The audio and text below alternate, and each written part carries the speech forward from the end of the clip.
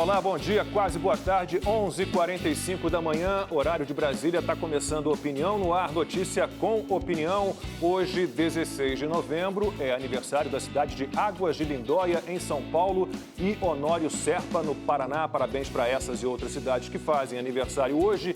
Dia da tolerância e da Polícia Federal. Tomara que a Polícia Federal não tenha nunca tolerância com os criminosos, com o crime. Bom dia, Amanda. Bom dia, Silvio. Bom dia, Lacombe. Bom dia, eu fico com a tolerância no bom debate público.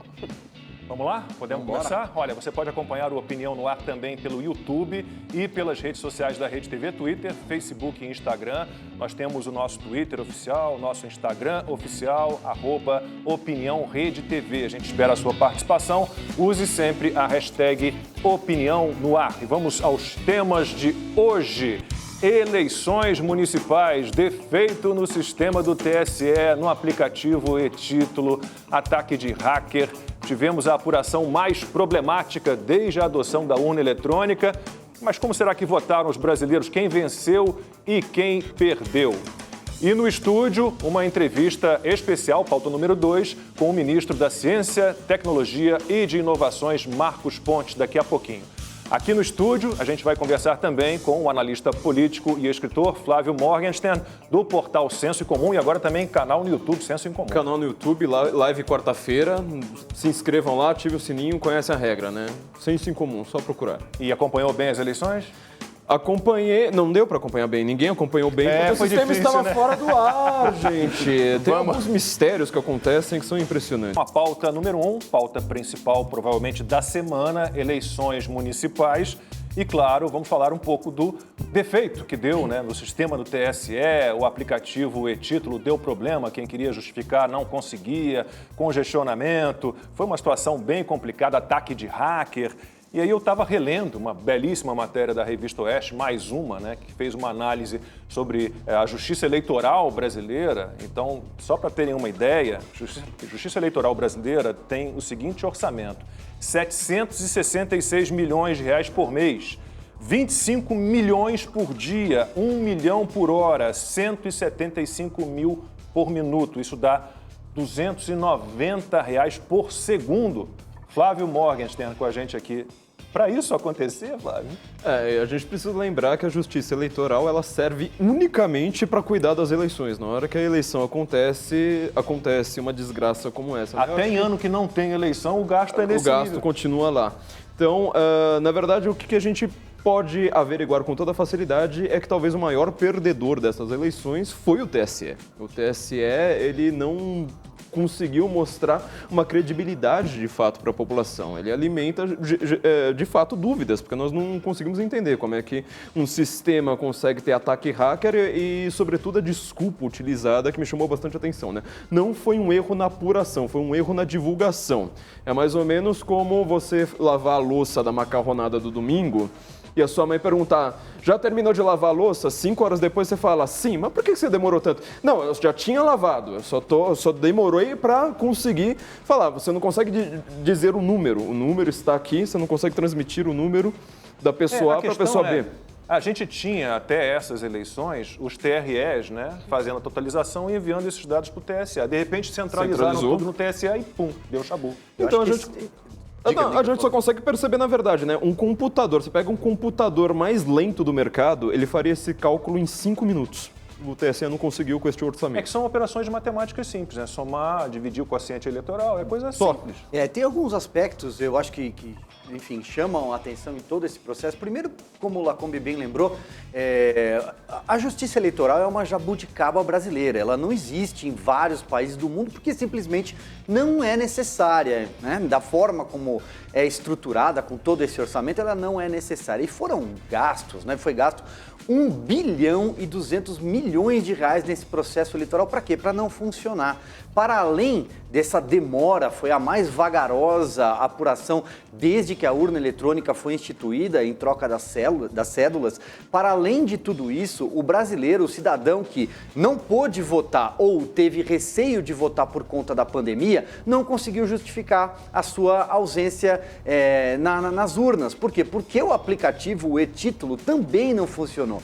E o ministro que coordena o Tribunal Superior Eleitoral, o ministro do Supremo também, Luiz Roberto Barroso, teve que dar 2 longas entrevistas coletivas, uma no meio da tarde, uma já à noite, que começou com 1 hora de atraso, por volta das 21 horas, para explicar aquilo que ele não conseguia explicar. Primeiro, por que o supercomputador que centralizou dados falhou e falhou da forma como falhou? Foram 2 anos de preparo para não funcionar. Depois o ministro Barroso teve que explicar ataque hacker ocorrido não só no dia da eleição, nesse domingo, como, segundo ele, em anos anteriores. Enfim, o grande perdedor dessas eleições é o Tribunal Superior Eleitoral. Foi um vexame histórico para o país, Lacombe. Eu acho que é importante a gente fazer uma diferença, traçar uma diferença entre o que foi uma grande falha no sistema de votação em termos de demora na apuração e o aplicativo que não funcionou para quem queria justificar e o site que caiu para quem queria ver o local de votação. Acho que a gente tem que cobrar mesmo, o Silvio tem toda a razão, afinal de contas é o dinheiro do contribuinte, é uma justiça eleitoral, é uma jabuticaba brasileira e custa caro. Mas isso é completamente diferente de embarcar em teorias conspiratórias que questionam, por exemplo... Não.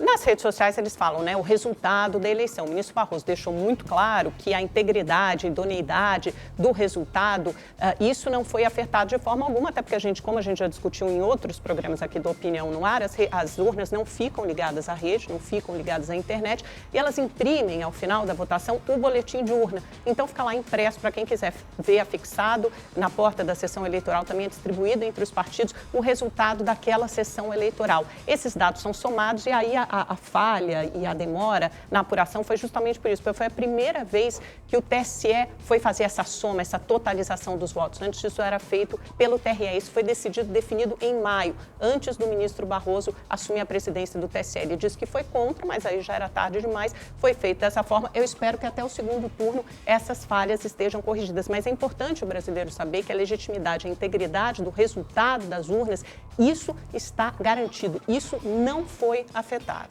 A gente já fez um programa sobre isso, a Amanda tem toda a razão, 2 especialistas falaram que não é ligada a periférico, não há transmissão de dados, não está ligada a uma rede de internet, uma rede Wi-Fi, uma rede a cabo, não está.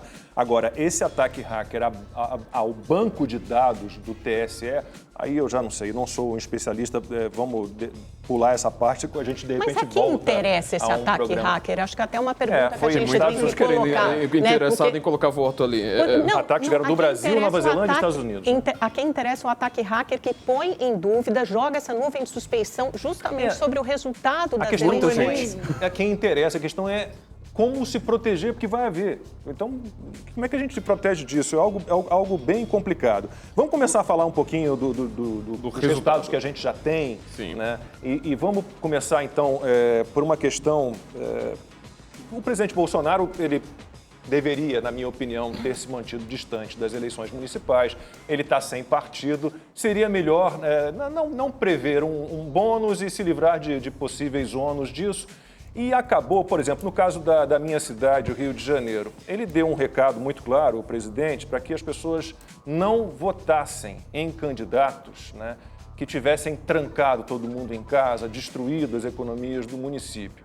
E aí, contraditoriamente, apoia o Marcelo Crivella no Rio de Janeiro, que fez exatamente isso. Né? Então, não era melhor o presidente ter ficado, né, à parte, isolado disso, Flávio? O segundo maior perdedor dessas eleições, disparado, foi o presidente Jair Bolsonaro. Ou seja, todas as indicações dele, acho que foram 2 ou 3 só para o segundo turno. Foi um dedo podre ali muito grave. Isso mostra que, na verdade, o Bolsonaro está perdendo justamente aquilo que ele tinha como um grande capital político na federação. O movimento lá de baixo, ou seja, o movimento da base, aquilo que o PT sempre soube fazer. Vai na periferia, vai conversar com o dono da quitanda, vai lá, sabe? Eu quero saber quais desses candidatos sabem os nomes dos bairros da periferia das suas cidades, entendeu? E isso o Bolsonaro perdeu feio, perdeu muito feio. Não dá para ficar fazendo campanha simplesmente com hashtag, achando que uma conversa entre pessoas já concordantes vai funcionar só na internet. Então, Bolsonaro ele se mostrou como o segundo maior perdedor. E isso também tem um recado muito claro para o governo federal. Seguindo este ritmo, a gente sabe que eleições municipais no Brasil que não é um país federativo, ele só é federativo no nome, ele tem um poder extremamente concentrado em Brasília. A maior parte das pessoas estão preocupadas em fazer um capital político para a eleição presidencial. O Bolsonaro ele sai como um perdedor muito grave, com graves riscos para a sua reeleição. É um alerta mais do que vermelho para o governo federal neste momento. Me permita discordar aqui, meu amigo Flávio, é evidente, eu acho que o presidente Jair Bolsonaro perdeu a oportunidade de ficar calado, de não se manifestar, como ele havia dito que faria no início do processo eleitoral, não deveria ter apoiado candidato algum, até pela figura dele, presidente da República. Eu só discordo do Flávio num ponto, porque eu acho que as eleições municipais, elas têm características muito peculiares.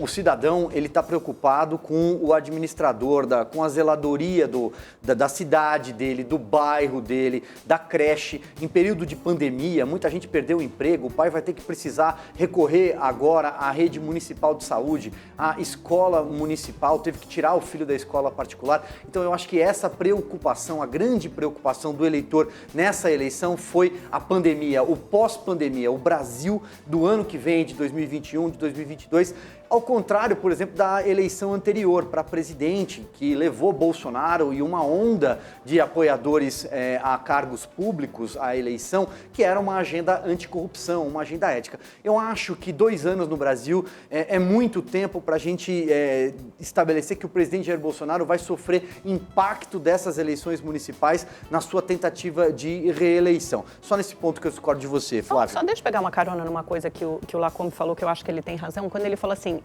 o presidente Bolsonaro está sem partido. E eu acho que isso é parte da chave para entender o que aconteceu. A grande força política do presidente Bolsonaro, ele não conseguiu traduzir isso numa organização político-partidária que pudesse impulsionar nessas eleições e possa garantir para ele também um apoio, uma estrutura para 2022. Então, concordo com o Flávio quando ele diz que é um sinal de alerta, ele tem que ficar muito atento para tentar organizar, seja criando o Aliança Brasil, não foi para frente, ele saiu do PSL e não conseguiu fundar um novo partido. Então, ele precisa escolher rapidamente onde ele vai fincar o pé para montar o terreno dele, já preparar essa estrutura de apoio político partidário com vistas a 2022. Agora, acho também que essa eleição tem um recado importante, que foi a eleição da continuidade, né? Muitos prefeitos vão ser reeleitos, outros passaram para o segundo turno, não tem mais aquela característica antipolítica, anti-establishment, anticorrupção, muito marcadamente de 2016, 2018. Pode ser que essa onda tenha mudado. A conferir. Posso só jogar uma pimentinha e aí ver se o Flávio consegue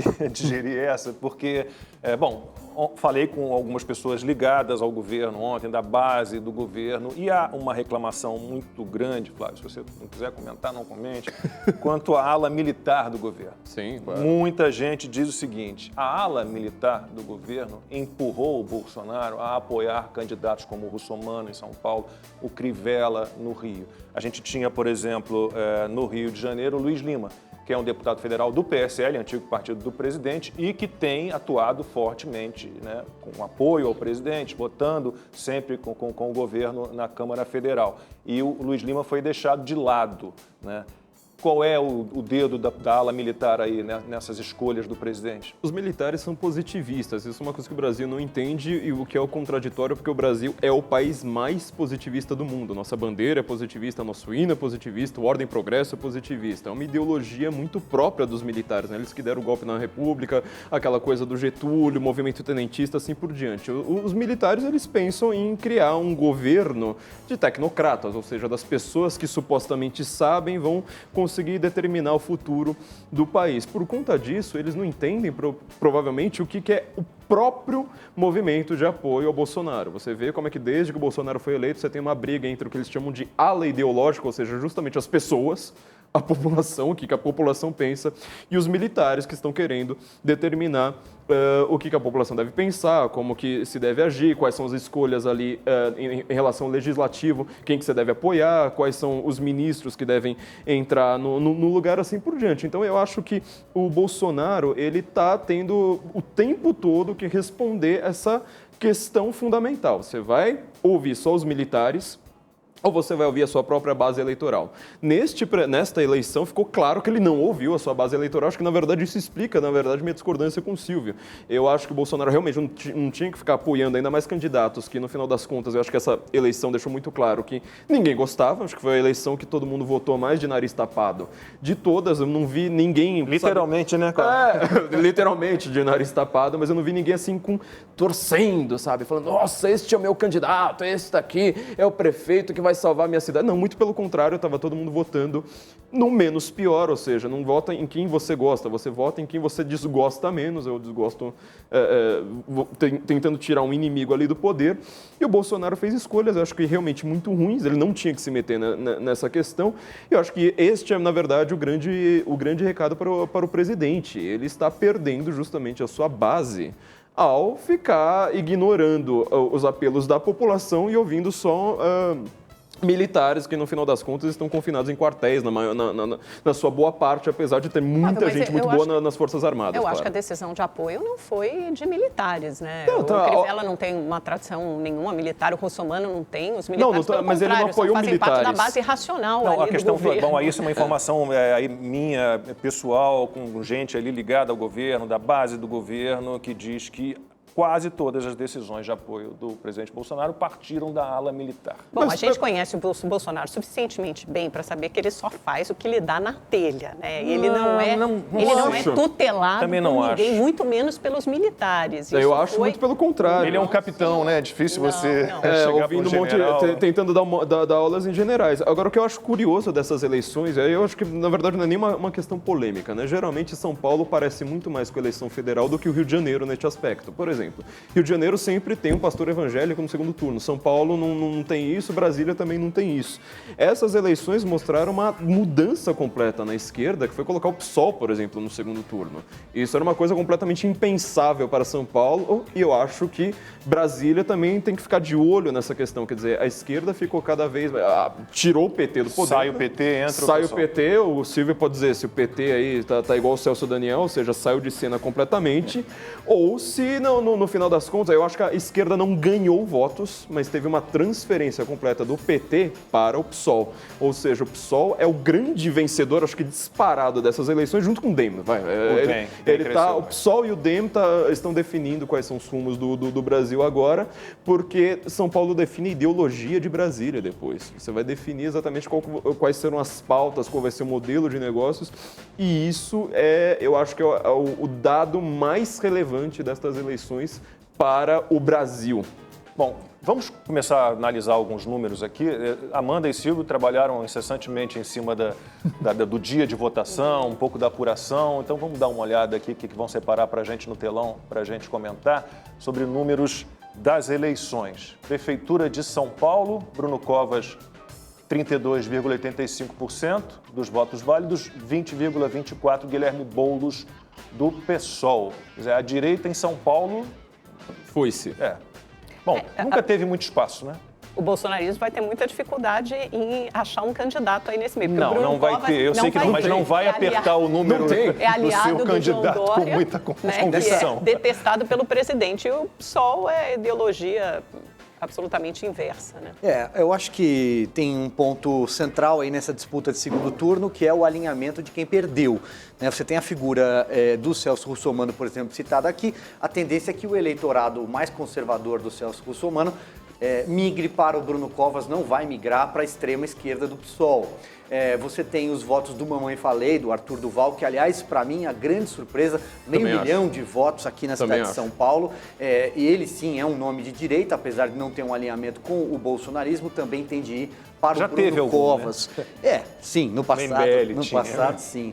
Mas teve 8%, né? E a figura do Márcio França também, que é um nome mais à esquerda, mas cujo eleitorado não é um eleitorado do PSOL, né? Não é esse eleitorado. Aqui em São Paulo é importante a gente só dizer também uma coisa, o Boulos e esse PSOL paulistano, é um PSOL de elite também. O Boulos é um candidato de elite, ele só alugou uma casa na periferia, né? E nessa eleição trocou a camiseta vermelha por uma camisa polo, um sapatênis, fez a barba e tal. Mas o Boulos, né? O Boulos, bem de longe, o Boulos representa a periferia. Não, a votação dele maior ele tem os bairros de elite. O eleitorado dele está na Vila Madalena, está nas faculdades. Porque a periferia não conhece, mas por outro lado ele é um ativista, ele milita num movimento social importante, que é o movimento Sem Teto, há muitos anos, não é uma transformação de agora. O que é novidade é a entrada dele na política em 2018, filiou-se ao PSOL, foi candidato a presidente, teve pouco mais de 600 mil votos e um desempenho bem melhor agora na cidade de São Paulo. Não, eu não consigo chamar o MST, nem o movimento do Sem Teto, de movimento social. É um movimento social. Não. Ele reflete quase um terrorismo. Ele reflete uma demanda legítima, que é o déficit de habitação. Tem uma analogia, muito rapidamente, uma analogia antes de chamar meu recadinho. Nosso colega jornalista Leandro Narlock utiliza, colocou hoje nas redes sociais, por exemplo, em relação ao Boulos, que ele fala, o Boulos é aquela figura quando você entra numa universidade pública, no centro acadêmico, que está lá, barbudo, sentado no sofá há 12 anos, cursando filosofia. Essa é uma analogia do Leandro Narlock. Meio-dia e tem uma mosquinha aqui. Ela estava comigo antes. Não, e aí, pum, saiu de você, veio pra mim. E é daquelas que tá meio assim, abobada, né? Que se não transmitir coisas... Não, e ela faz um barulho aqui. Vai ser o meu segundo vídeo com mosca. Já tem um no YouTube, bota lá, Lacombe, atacado por moscas. Vai viralizar. Mas deixa pra lá. Bom, já falamos um pouquinho de São Paulo, né? Vamos falar um pouquinho do Rio também. A gente tem números da eleição no Rio. Também vai para o segundo turno. Né? E o Eduardo Paes, que já foi prefeito 2 vezes, com 37,01% dos votos válidos, terminou em primeiro lugar. Marcelo Crivella, atual prefeito do Republicanos, 21,90%. Vence a continuidade. Mas rapidamente. Eduardo Paes, ele foi ótimo prefeito. Não vou negar, é bom administrador. Tudo bem, pegou um período em que havia muito dinheiro entrando no Rio, preparação para a Copa do Mundo, preparação para a Olimpíada, ou deu uma organizada na prefeitura, a prefeitura de certa forma funcionava bem, tenho muitos amigos, alguns ainda trabalham na prefeitura, trabalharam com o Eduardo Paes. A questão é aquela velha história, né? Dize-me com quem andas e te direi quem és. Ele, obviamente, tem a ligação dele com Sérgio Cabral, com Lula, ele está sendo investigado, há uma denúncia de propina, Odebrecht, OAS, é aquela questão. Agora, o Marcelo Crivella, sou carioca, passo os meus fins de semana no Rio, peço perdão, mas como prefeito não me agradou. Em algumas coisas agradou, né? Algumas mudanças no carnaval, né? Tirou ali o subsídio da prefeitura, já que aquilo gera um lucro enorme para algumas empresas, emissora de televisão, e essa pancada ele deu, mas no geral você não vê na cidade assim nenhum dedo do Crivella positivo. E é muito mal avaliado, né, Lacombe?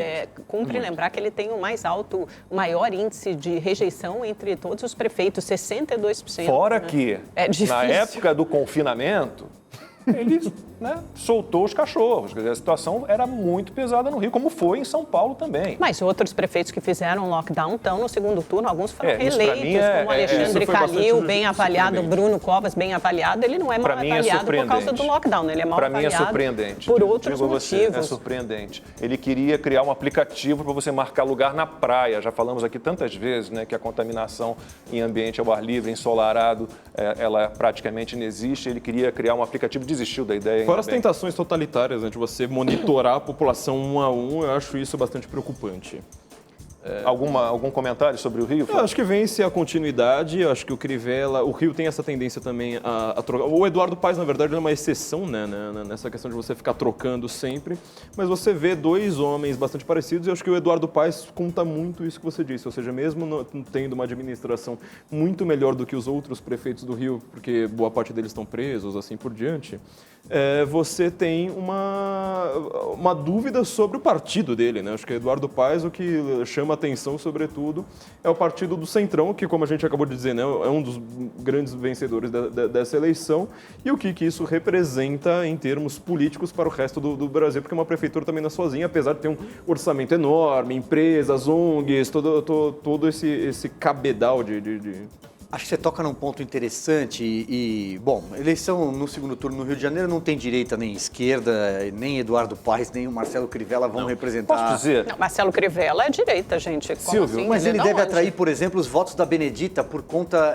do voto Ele religioso, recebeu do o voto apoio do evangélico. presidente Mas Bolsonaro. deixa eu dizer Vamos rapidamente, lembrar. duas pessoas me ligaram, duas pessoas teoricamente de direita. Eu falei, vota no fulaninho que é filho de uma grande amiga. Outra, vota no irmão de um amigo meu. Eu falei, mas qual o partido? Eu já tenho candidato, mas me diga qual o partido. E era um partido de esquerda, o outro partido de extrema esquerda. Eu falei, mas peraí, você não se diz de direita? Então, é algo inacreditável. As pessoas ignoram. Você fala sobretudo esse voto, né? PSOL e Aquele ponto Bolsonaro. que eu coloquei no comentário anterior, que a eleição municipal tem a sua peculiaridade, a sua particularidade, que é votar no interesse do cidadão. Ali. É a eleição do vota síndico. na creche, exato. É a Aliás, eleição no Rio de Janeiro- do síndico. Agora o DEM, e era isso isso que é o Flávio chamou a importante, atenção, que eu acho que é interessante, de fato é um dos grandes vencedores, já vitorioso nessa eleição. O Eduardo Paes está no segundo turno, se levar, leva um dos principais colégios eleitorais do país, ganhou no maior colégio eleitoral do Nordeste, o Bruno Reis, eleito prefeito de Salvador pelas mãos do ACM Neto, foi reeleito o prefeito de Florianópolis, o Jean, foi Só uma reeleito questão, o Silvio. prefeito de Curitiba, o Rafael Greca. Acho que todos que você citou, sem exceção, eram de outros partidos. Sim, foram E todos... migraram para o DEM não tem tanto tempo. Ou seja, vence Maia, vence Alcolumbre e vence, sobretudo, aquele centrão lá, que você estava mas cuidando aí de um são- grande orçamento. São aí, coisas para diferentes, mas aí o DEM passou por uma renovação, uma repaginação que funcionou, né? Uma Sim, de renovação PFL alguém, sim. liderada por lideranças mais jovens, como Rodrigo Maia, como o ACM Neto, que é presidente do partido, conseguiu eleger o Podemos falar do ACM vice-prefeito, que é o Neto daqui a Bruno Reis, em pouquinho. Salvador. Então, quer dizer, você tem algumas lideranças que emergem, além das lideranças jovens de esquerda. A gente falou do Boulos em São Paulo, mas tem Marília Arraes em Recife, junto com o Manuela. João Campos. A Manuela Dávila em Porto Alegre, são todas lideranças jovens de esquerda fora do PT, né, do PSOL, do PCdoB, do PSB, que tem menos de 40 anos, e é preciso a gente ficar atento. E em São Paulo, que tem esse espaço grande também, órfão, que ficou órfão, carente da esquerda, e a gente viu pela votação do Guilherme Boulos. Bem rapidamente, Lacombe, fica à aqui vontade. amarrando um pouco do que a Amanda colocou e do que o Flávio colocou. Ele sobre o DEM, ela sobre a esquerda. Na verdade, esse sucesso dessa empreitada do Democratas é justamente o sucesso de uma troca geracional. O PFL, de Antônio Carlos Magalhães, Jorge Borhausen, José Jorge, Marco Maciel, em março de 2007, ele passa a ser Democratas e o primeiro presidente do Democratas nessa mudança de nome é justamente o Rodrigo Maia. Hoje o atual presidente é o ACM Neto, neto do ex-senador Antônio Carlos Magalhães. Já no espectro da esquerda é justamente o que o PT não soube fazer, porque o Lula, um populista nato que nunca quis fazer um sucessor, não permitiu essa troca geracional, essa troca de guarda dentro do PT. Então esse eleitorado, pelo que as eleições municipais têm demonstrado até aqui, migrou justamente buscando alternativas como o PSOL ou como o PCdoB da Manuela Dávila em Porto Alegre. Você citou então o ACM Neto, vamos dar uma olhadinha aqui nos números de Salvador. O ACM Neto que fez o sucessor, que era o vice dele, né? O Bruno Reis, com uma votação expressiva, 64,20% dos votos. Então pergunto ao Flávio, bom, o Antônio Carlos Magalhães, o velho, o avô do ACM Neto, Fundador do tinha um papel muito importante durante anos e anos. Eu que sou mais velho acompanhei a carreira toda dele, tinha uma presença muito forte em Brasília, né? Uma influência muito forte. Você vê no ACM Neto, né, o mesmo caminho? Ele parece às vezes tão discreto. Você Não. acha? Ele já foi deputado federal 2 vezes. Quando a gente pensa no ACM Neto, é curioso porque o ACM Neto, apesar de ter o mesmo nome, né, do seu avô, ele não era o preferido, né, do avô. Era o Carlos, né? Era o Luiz Eduardo. Luiz Eduardo, desculpa. isso, Luiz que foi Eduardo, presidente que era da Câmara. o grande, o Mas pupilo. era filho dele, morreu né? muito Meu novo. jovem, numa Filho corrida. dele Era o morreu filho de dele, tragédia. Exatamente. E Infarto. o ACM Neto ele não Infartou, segue né? completamente, né, todos esses passos. Ele é uma pessoa com uma ideologia muito mais clara. O ACM, você lembra, ele apoiou a ditadura, apoiou o Sarney, apoiou quem estava no governo. Collor, todo mundo estava lá apoiando o Fernando Henrique. Quando o Lula chegou, ele também estava apoiando o PT. Então ele é a própria figura, né, do estamento burocrático ali personificado. O ACM Neto ele tem uma tendência muito mais diversificado, ou seja, ele tem posturas muito mais claras, é muito estudioso, é um homem bastante culto, e ele está conseguindo mostrar de novo que ele está conseguindo juntar este capital político e fazer um sucessor que vamos ver como é que vai ser, né, para Salvador. Eu estava dando uma olhadinha aqui, tinha um monte de gente me xingando ali, porque eu disse que o Eduardo Paes foi bem. Falaram no BRT. Não, BRT era para ser VLT. O BRT é esse ônibus articulado com uma via expressa, né? Eu moro na Barra da Tijuca, na Zona Oeste, e aquilo nasceu obsoleto. Eles queriam fazer uma obra a toque de caixa para ficar pronto, e aí você olha o VLT, que é o veículo leve sobre trilhos, que tem lá na Zona Portuária, no centro do Rio, funciona muito melhor. Obviamente era para ser VLT. E vi ali o pessoal elogiando o Crivella. Alguma coisa relativa a uma praça, uma academia que ele... Então, preciso me informar melhor, peço desculpas. Mas a minha opinião de carioca é essa. Vamos lá.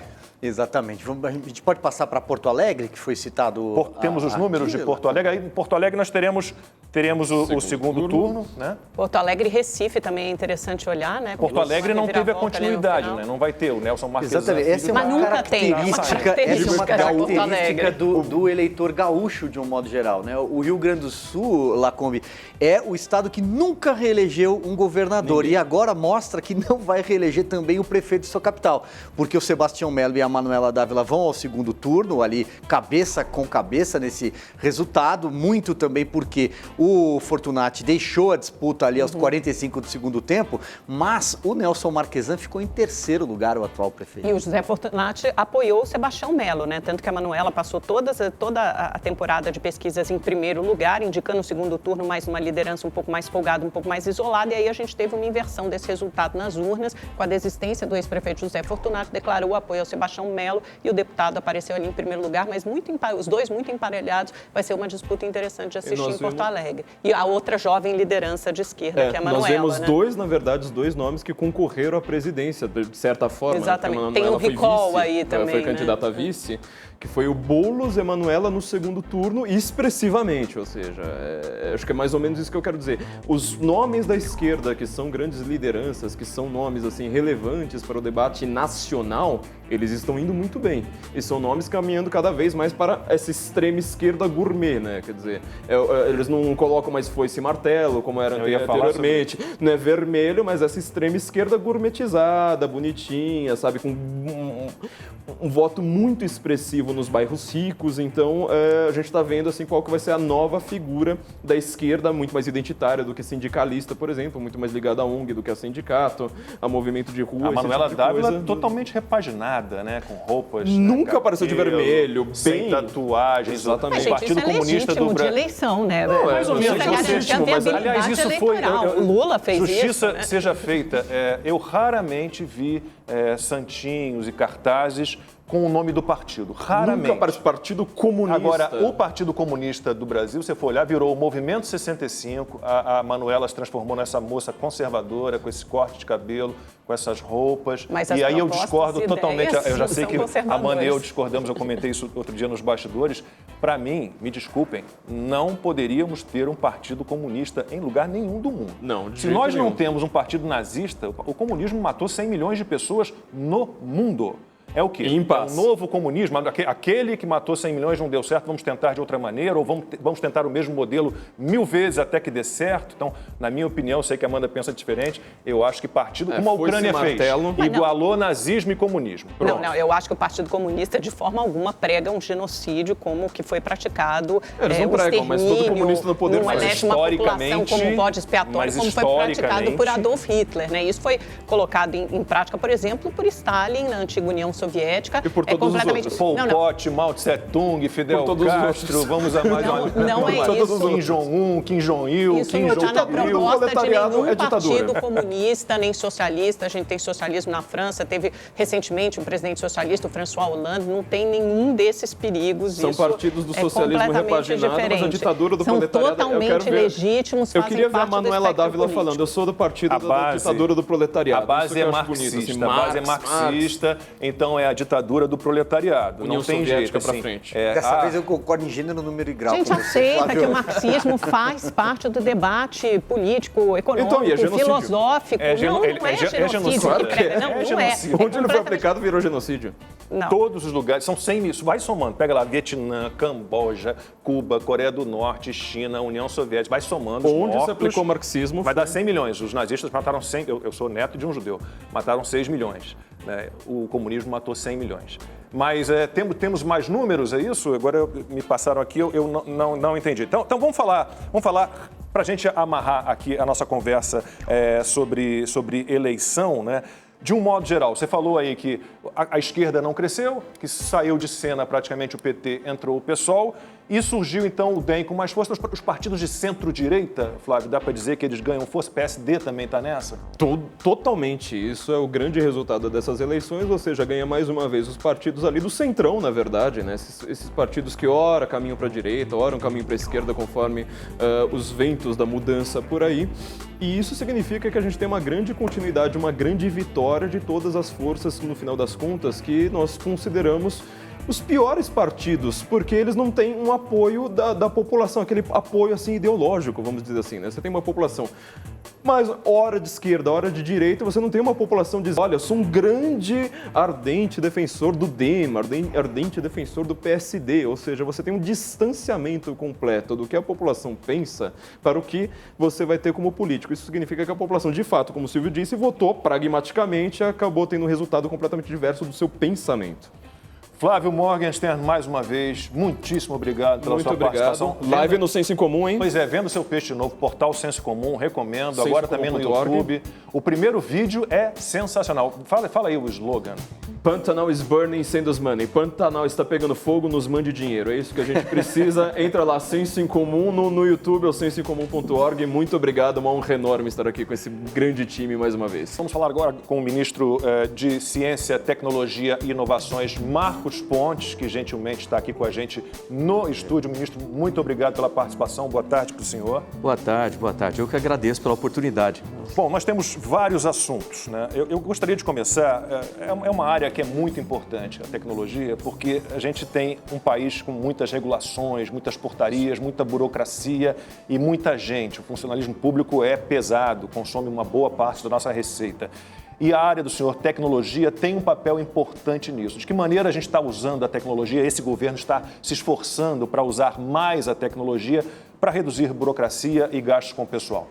Esse é um ponto muito importante. Aliás, durante a pandemia, uma das coisas que nós notamos foi a necessidade dos encontros virtuais, de toda a internet, né, e como que isso é importante para que as pessoas tenham mais eficiência, né, inclusive pode trabalhar de casa para certos tipos de trabalho, assim como a necessidade, entre aspas, digitalização, né, dentro dos trabalhos, dentro dos serviços de forma geral. Então, com isso, surgem aí algumas vertentes de infraestrutura necessárias. Primeiro, é a conectividade no país. Então, a gente ainda tem um país que é muito diferente em termos de conectividade. Então, quando eu tinha ali as comunicações comigo, havia todo um esforço de se conectar ao país. A gente tinha um programa chamado MCTIC Conecta Brasil, né, que eu tenho certeza que o Fábio Faria vai continuar ali. Esse é um dos primeiros pontos que conecta a parte de educação, conecta a justiça, conecta os serviços das cidades, né, nos municípios de forma geral. O segundo é como colocar esses serviços na forma online, por exemplo, que a população tem acesso a esses serviços online ou remotamente. Terceiro, é melhorar vamos dizer assim, a eficiência interna dos sistemas. E com isso nós temos agora, por exemplo, centros de inteligência artificial. A gente está criando um centro de inteligência artificial específico para serviços. Silvio, Amanda. Ministro, eu sei que a gente estava conversando um pouquinho antes de entrar no ar, eu sei que o seu ministério está muito envolvido em alguns avanços científicos agora para o combate à Covid. Eu queria que o senhor falasse um pouquinho, mas antes, gostaria de perguntar também ao senhor, particularmente sobre o vermífugo, que é popularmente conhecido como Anita, né? Nitoxanida, nossa, até é difícil falar o nome, mas foi feito um estudo, apresentado uma cerimônia no Planalto com a presença do presidente Bolsonaro e basicamente demonstrou que não houve redução dos sintomas em alguém com Covid com quadro moderado, mas houve redução da carga viral. Para os infectologistas, isso não muda nada no quadro clínico epidemiológico, não muda o atual cenário da pandemia. Não houve um certo inflacionamento dessa pesquisa? Os resultados não foram inflacionados? Existem informações aí corretas e incorretas. Vamos começar pelas corretas. A nitazoxanida, ela é um vermífugo, mas ela também é um antiviral. O efeito de um antiviral é a redução da carga viral. Isso, o nome, a gente já percebe isso. Os testes foram feitos com pacientes precoces, ou seja, a pessoa foi infectada, nos primeiros 3 dias foram feitos os testes de carga viral, foi medida a carga viral no início e depois a carga viral depois de um tratamento de 5 dias. Nesse período, notou-se a redução da carga viral, que era o esperado. A gente começou esses testes lá em fevereiro, com 2.000 medicamentos de reposição. Isso aí foi uma das prioridades da Rede Vírus MCTI, que é um grupo de especialistas, e eles reconhecem, sim, a influência, é aí um ponto importante, da redução da carga viral. Se você pensar, vamos pensar de uma maneira bem drástica para perceber essa diferença. Uma pessoa sem vírus, com carga viral 0, não tem nenhum efeito, não tem nenhum problema da doença. A partir do momento que ela é infectada, ela tem uma carga viral. Se ela não tivesse a carga viral, ela não teria problema. Então, a carga viral, obviamente, é importante no COVID. À medida que você reduz a carga viral, é demonstrado em papers de que essa redução, ela também produz uma redução na contaminação, no contágio das pessoas. Uma pessoa com muito pouca carga viral contagia menos outras pessoas e assim por diante. Você faz o teste PC, por exemplo, o RT-PCR, que ele mede essencialmente carga viral. Dentro de um certo threshold, abaixo daquilo você está negativo, acima você está positivo. Então, se você reduz a carga viral, você também negativa as pessoas. Bom, resultado, o que eles mostraram? Redução da carga viral. Em 5 dias, mais de 50% das pessoas ficaram negativadas, o que é importante. 7 dias depois do final do tratamento, ou 12 dias do início do tratamento, 78% das pessoas não tinham sintoma nenhum. Isso também é importante. Então, eu já passei esses dados, passei a parte científica, vamos dizer assim, todos os cálculos feitos para outros países, eles já estão trabalhando nisso também.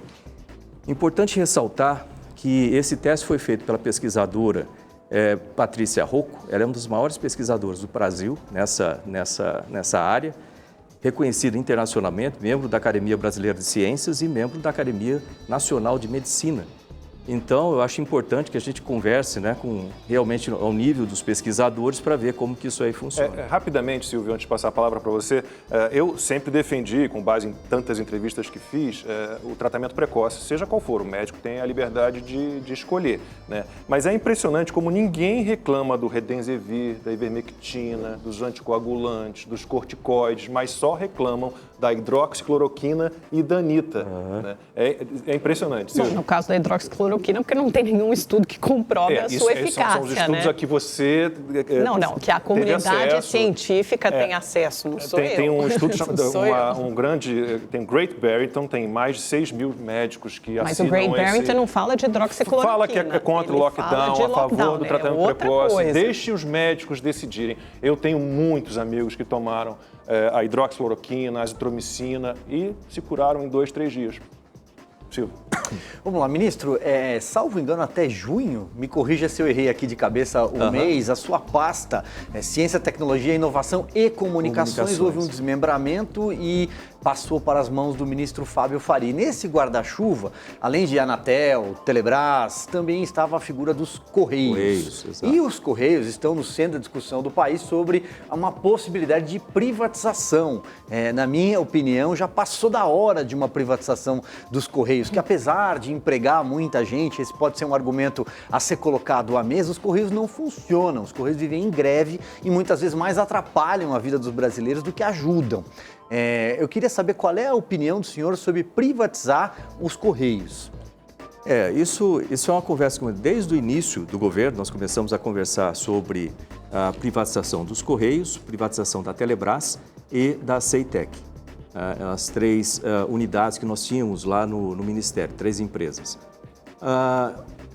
Foi até interessante que no começo o pessoal falou, o ministro é contra a privatização. Não sou de maneira nenhuma contra a desestatização. E o que precisa ser feito é um estudo muito bem desenhado, que logicamente você não está falando de uma empresa de 2 funcionários, é uma empresa com 100.000 funcionários, então tudo isso tem que ser feito de uma maneira muito correta e isso tem sido feito assim.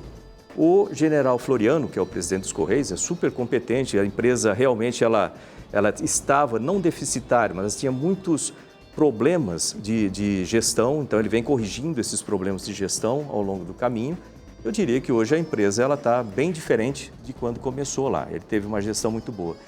Mas essa desestatização, ela vai ser feita de uma forma estudada. O BNDES tem patrocinado isso, e com essa desestatização a gente não sabe exatamente, no final dos estudos, se vai ser repartida em várias empresas e feita a desestatização por partes, ou vai ser inteiro, não sei. Mas eu acho que é importante, sim, trazer à tona, fazer os estudos e verificar se isso aí é possível, se não traz prejuízo, tanto para o governo quanto para as pessoas, né? Se é uma coisa bem feita. Com certeza vai ajudar o país. Assim como a Telebrás é outra empresa nesse mesmo sentido. E a Ceitec, que agora a Ceitec já está mais adiantada, uma empresa bem menor, né? Então foi feito todo o processo também com ela, o decreto feito pela economia já está, né, lá no governo, com a Casa Civil.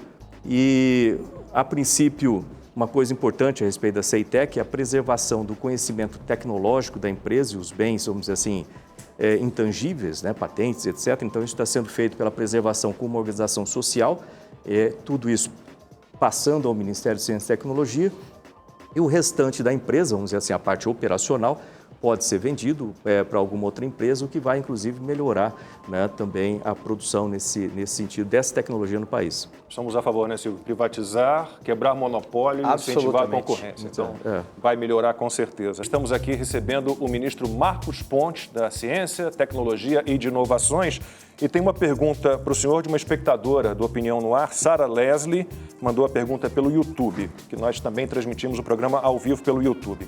A pergunta dela, ministro, é a seguinte, eu sei que já não está com o senhor, está com o ministro Fábio Faria, esse 5G. Os chineses já estão preparando o 6G e nós, neste eterno debate pelo 5G. Como o governo está se preparando para a chegada da tecnologia? Há alguma previsão? O que o senhor pode nos dizer? Sim, existe. Eu tinha, né, no Ministério toda uma estratégia para a recepção de 5G aqui no país, que não é simplesmente você chegar a partir de amanhã, a gente vai ligar o 5G aqui e vai passar a funcionar. Então, isso começa lá com a Internet das Coisas, que continua comigo, né, a parte de tecnologia do processo continua lá comigo. Então, eu tenho a estratégia de Internet das Coisas, que contém 4 câmaras, uma câmara de indústria 4.0, saúde 4.0, agricultura 4.0 e cidades inteligentes. Cada uma dessas câmaras recebeu um centro de inteligência artificial aplicado a cada um desses setores. Toda essa preparação dos sistemas que vão funcionar bem melhor com 5G, eles podem funcionar com 4G? Funciona, mas com 5G vão funcionar bem melhor, vai dar um empurrão em todas essas áreas aí. Tem que ser acompanhado também com a conectividade no país, né? Levar fibra ótica, levar satélite, etc. Então isso também nós estávamos fazendo, passei tudo lá, inclusive com orçamento lá para o Fábio Faria. E também a questão de antenas, então toda uma lei de antenas para poder instalação de antenas nas cidades, então, também ele já publicou esse decreto, se eu não me engano já publicou assim. Isso vai ser necessário para a instalação. Depois vem a parte do leilão de 5G e enquanto isso, em paralelo, na parte de tecnologia, nós estamos desenvolvendo, aí uma boa notícia para ela que falou de 6G, nós estamos desenvolvendo, Sara, o 6G, também em parceria com a Inglaterra. Então, nós estamos lá no Instituto Nacional de Telecomunicações, do Inatel, já com essa tecnologia sendo desenvolvida no Brasil também. Então, a gente não está tão atrasado, não. Estamos de olho agora no 5G, mas já olhando à frente. Já olhando o final da tecnologia lá. Ministro, eu queria perguntar sobre o orçamento para o Ministério de Ciência e Tecnologia para o ano que vem, que é muito preocupante. O seu ministério foi um dos que mais sofreram cortes, 32% na comparação com o inicialmente previsto para esse ano, né, com os contingenciamentos que normalmente vêm ao longo do ano, pode ser o menor orçamento em décadas. Claro, isso ainda precisa ser aprovado pelo Congresso, no orçamento para o CNPq, que são aquelas bolsas para pesquisa, para ciência, por exemplo, pode cair pela metade. E isso pode levar a um desmonte no médio prazo de todo o sistema científico do Brasil e a gente sabe o custo que isso tem, a gente vê agora na pandemia. O que o senhor vai fazer para impedir que isso aconteça? Antes de mais nada, eu queria agradecer por essa pergunta, que esse é um assunto extremamente importante, né? O pessoal fala que eu reclamo muito de orçamento, mas faz parte do meu trabalho. Tem que reclamar, tá certo. Responder, falar sobre isso. Primeiro, a primeira consideração a ser feita é que recursos para ciência e tecnologia não são gastos, são investimentos. E eles dão retorno rápido, retorno garantido, e todos os países que hoje são desenvolvidos, eles são desenvolvidos porque eles investem em ciência e tecnologia, principalmente nos momentos de crise. Veja bem, agora, na pandemia, por exemplo, a única arma que nós temos para vencer realmente a pandemia é a ciência. O resto é paliativo. Você melhora o impacto do vírus, mas resolver o vírus tem que ser ciência. É vacina, é remédio, assim por diante. Bom, dito isso, da importância da ciência, que acho que ficou bem claro agora com a pandemia, vem a questão do orçamento. Todos os ministérios estão sofrendo reduções, vamos dizer assim, para o ano que vem. E o Ministério de Ciência e Tecnologia faz parte desse grupo como um todo. A minha conversa sempre com o Paulo Guedes, né, eu até brinco, quando eu encontro com ele, eu falo assim, não vai pular de calçada não, fica por aqui, né, é que é necessário um foco especial em ciência e tecnologia, que não é um orçamento gigantesco, mas o retorno é muito alto. E nós temos, dentro do orçamento, uma redução, na verdade a redução vai ser em torno de 15%, a redução efetiva em torno de 15%. O que parece pouco, mas não é. Para o meu caso, vamos dizer assim, em termos do que a gente já tem nas nossas unidades de pesquisas, é um corte significativo.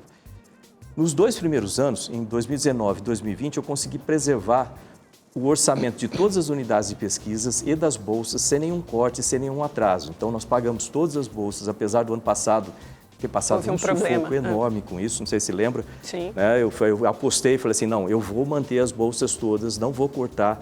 Em setembro não tinha mais recursos, eu tive que fazer um remanejamento de recursos, de fomento para bolsas. A gente conseguiu manter, na última hora, o Ministério da Economia entrou com o PLP, o Congresso aprovou rápido e a gente conseguiu pagar todas as bolsas. Para esse ano, já foi aprovado o orçamento inteiro das bolsas, então não tem problema nenhum com bolsas. Embora o fomento do CNPq ainda esteja bem mais baixo, que é um ponto importante. Para o ano que vem, a gente tem esse corte de 15% e essa redução, que você fala de 60%, na verdade isso afeta todos os ministérios, que é a regra de ouro. Então a gente espera que isso seja liberado até o meio do ano, porque aí a gente consegue pagar as bolsas. Se começar a atrasar muito essa liberação, aí eu vou ter problema sim com as bolsas. Mas até lá eu espero que seja liberado a tempo. E nós estamos trabalhando com um sistema de usar mais o pagamento, vamos dizer assim, os recursos federais, o recurso da União, para a manutenção do custeio das unidades. Eu tenho uma secretaria nova que foi colocada de fundos e projetos para trazer financiamento externo, eu falo privado, para dentro dos projetos, como a maioria dos países faz. Então, espero que funcione.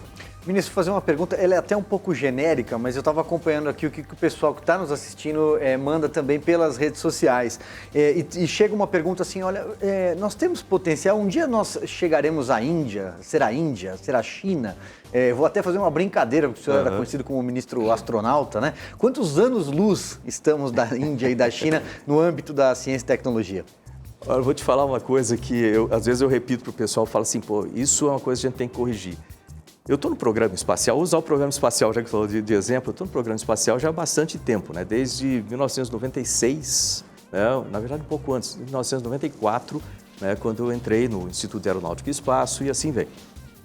Naquela época, lá atrás, ou nos anos 80, a Índia e a China eram bem atrás do Brasil em termos de programa espacial, por incrível que pareça. Você vê que de lá para cá eles ultrapassaram o Brasil e agora a gente não vê nem poeira. E a poeira já passaram, a poeira já baixou. Então essa situação tem que ser corrigida.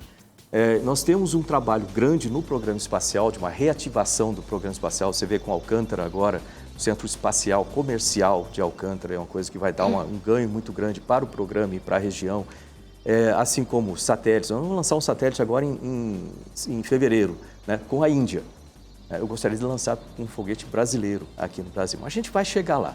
Então, nós estamos fazendo, no momento, um trabalho de base, de estruturação de todo o Ministério, apesar das dificuldades de orçamento, mas grande parte das dificuldades também é a coordenação e gestão ali dentro. Então, nós estruturamos o Ministério de forma que agora nós temos uma máquina, vamos dizer assim, de produzir ciência. Então, nós estamos, como eu falei, sobre internet das coisas, inteligência artificial, outra coisa que a gente tem batalhado desde o começo. Você vê quanta gente falando de inteligência artificial agora, e isso é uma tecnologia que o Brasil não pode ficar para trás e perder o bonde. Com relação a outras tecnologias em materiais avançados, por exemplo, o presidente vivia falando de grafeno, nióbio, nós temos um laboratório pronto para inaugurar nesse sentido, e não só isso, mas também a aplicação da tecnologia. Nós temos prioridades, nós temos seguido no Ministério de forma a utilizar todo o conhecimento e transformar esse conhecimento. O Brasil produz muito paper, ótimo, muito bom, mas aí tem que transformar esse conhecimento em inovações, empresas, produtos, né, empregos e assim por diante. Então, esse é o trabalho que nós temos feito ali. Recentemente, lançamos o marco das startups, o marco legal das startups, que vai dar uma ajuda para essas empresas. Uma série de programas que nós temos feito com a FINEP e com as fundações de amparo à pesquisa dos estados para incentivar ideias, novas empresas nas vocações locais. Então, é um trabalho que não é um trabalho simples de ser feito de um dia para a noite, mas a gente vai chegar lá. Sabe onde fica o Vale do Silício do Brasil? Eu tenho muito orgulho de dizer que eu morei 5 anos em Florianópolis, quando lançaram Tecnópolis, que é uma região da cidade, ali no caminho do norte da ilha de Santa Catarina, totalmente dedicada, um espaço dedicado à tecnologia, porque Florianópolis, a ilha não pode ter nenhuma indústria poluidora, então você tem várias empresas ali, startup, né, totalmente voltadas para esse mundo tecnológico. Tomara que aquilo ali continue avançando. E eu tive lá há pouco tempo agora e fiquei impressionado com o crescimento. E vai. Olha, aliás, a gente tem usado Santa Catarina como um modelo, né, em termos de network, de inovações. Então, a gente tem usado a ACAT também, uma instituição de lá que a gente usa bastante como exemplo. E a gente tem aqui um gargalo, né, que não tem sido falado, mas é um gargalo importante, que o Ministério está olhando um pouco para frente, que é a falta de profissionais de tecnologia no país. A gente vai precisar formar muitos profissionais. Só na área de TICs, por exemplo, a gente tem já um gap de 100 mil profissionais. Nossa. Tem emprego, não tem gente qualificada. Então, e precisa formar técnicos no Brasil. Sim, a gente investe muito no ensino superior e esquece, né, os cursos técnicos, até o ensino fundamental, o ensino básico também. Essa é uma discussão que a gente pode ter qualquer dia aqui no programa. Mas agora eu tenho um recado para você que acompanha o Opinião no Ar.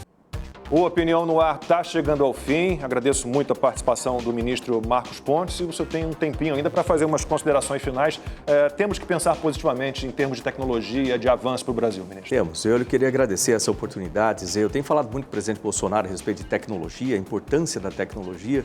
Então, certamente nós temos problemas a resolver e a tecnologia está aí para ajudar a resolver esses problemas. Na pandemia agora, por exemplo, eu trabalho com remédios, com vacinas nacionais, com tratamento avançado também. Nós temos várias novidades boas para o país. E eu gostaria de pedir para as pessoas, né, que estão nos assistindo que confiem na ciência e tecnologia, porque através da ciência nós vamos achar soluções não só para sair da pandemia, para recuperar o país também. Ministro, muitíssimo obrigado mais uma vez pela sua participação. Aguardamos o senhor uma próxima vez aqui no Opinião no Ar. Até a próxima. Obrigado. Obrigada, Silvio, ministro. Amanda, boa tarde, pessoal. Amanhã a gente está de volta. Até lá.